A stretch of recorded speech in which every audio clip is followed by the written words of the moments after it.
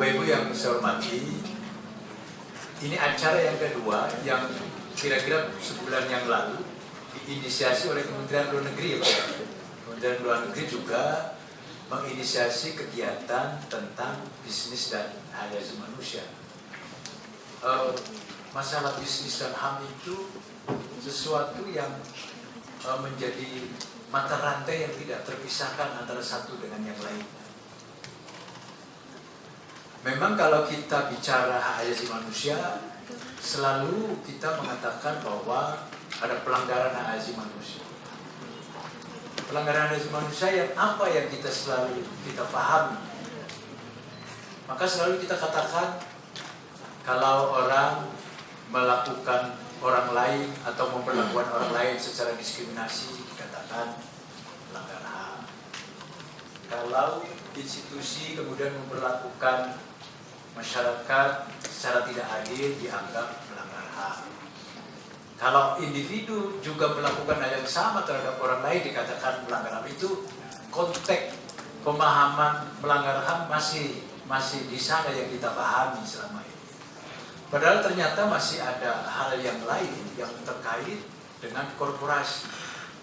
Nah, kalau pelanggaran HAM yang dilakukan oleh korporasi, yang tadi juga sudah dibahas, jadi kejadiannya pada waktu di India itu ternyata membuka mata kita untuk bahwa ternyata korporasi pun perusahaan bisa saja masuk kategori melakukan pelanggaran hak asasi manusia.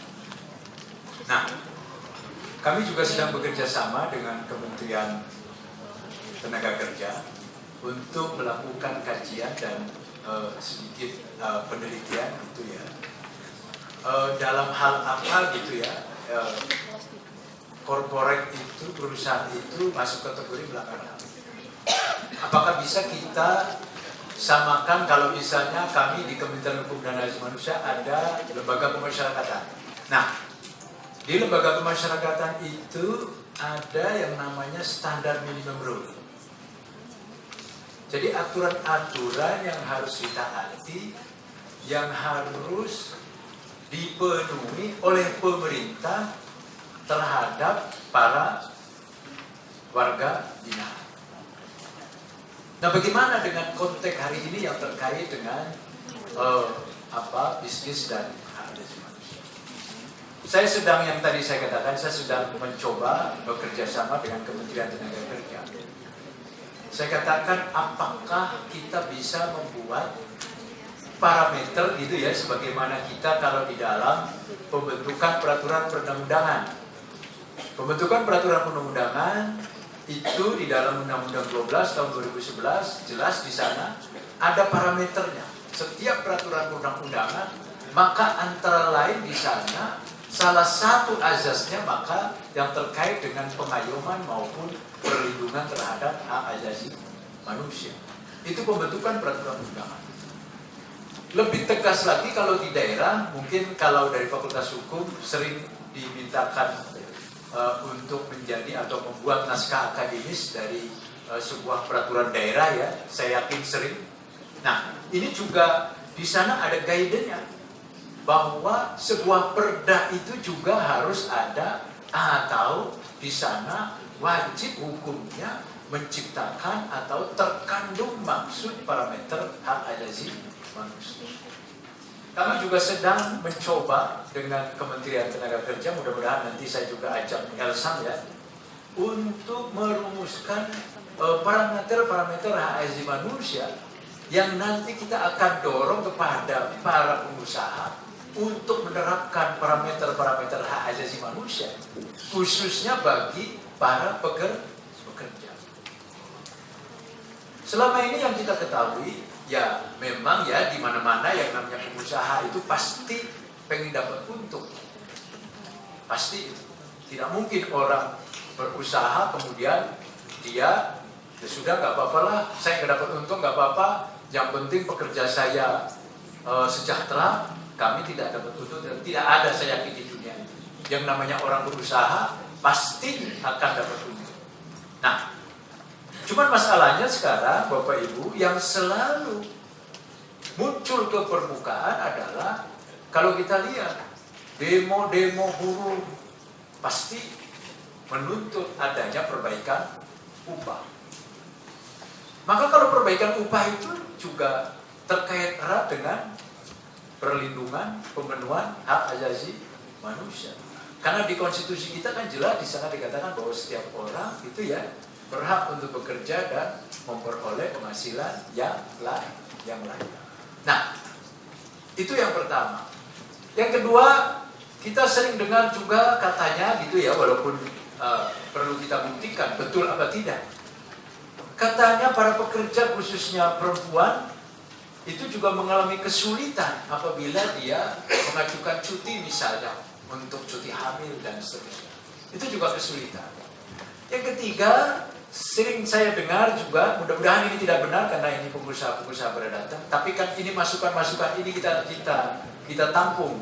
Saya selaku Dirjen HAM wajib menjembatani hal-hal yang seperti ini.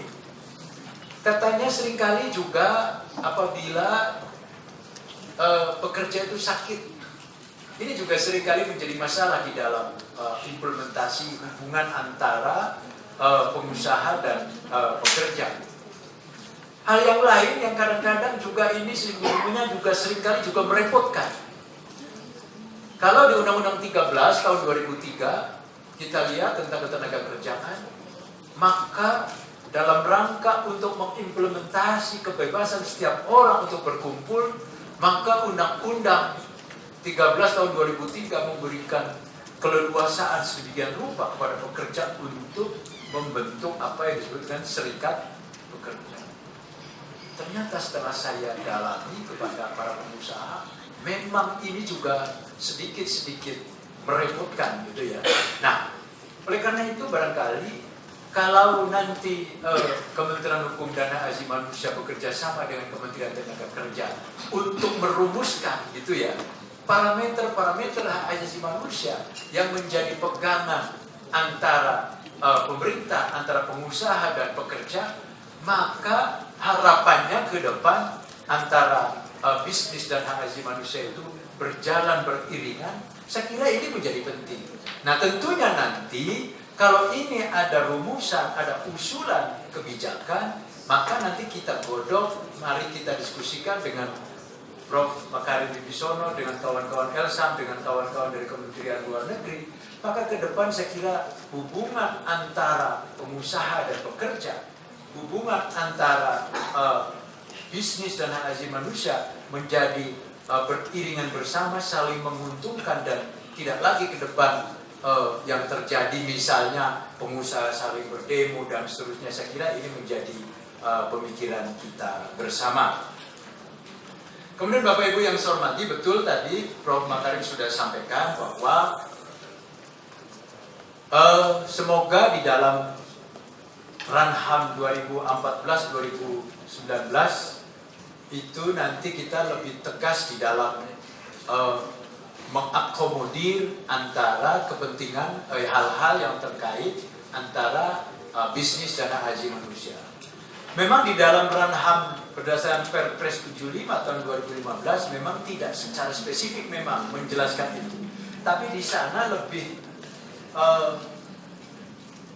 lebih tegas gitu ya, karena di sana ada hal-hal yang terkait bagaimana hal-hal yang terkait dengan isu-isu hak hidup, isu-isu hak atas rasa aman, hak perempuan, hak anak, dan isu-isu di dalam terkait dengan bagaimana pelestarian hutan yang nanti dilaksanakan oleh pemerintah daerah. Bapak Ibu yang saya hormati, barangkali demikian dari kami yang bisa saya sampaikan, kurang lebihnya saya mohon maaf, tapi intinya adalah bahwa Kementerian Hukum dan Hak Asasi Manusia menunggu umpan dari Bapak Ibu, hal-hal yang sudah didiskusikan untuk kita wujudkan menjadi satu peraturan perundang-undangan yang mengikat untuk kita semua.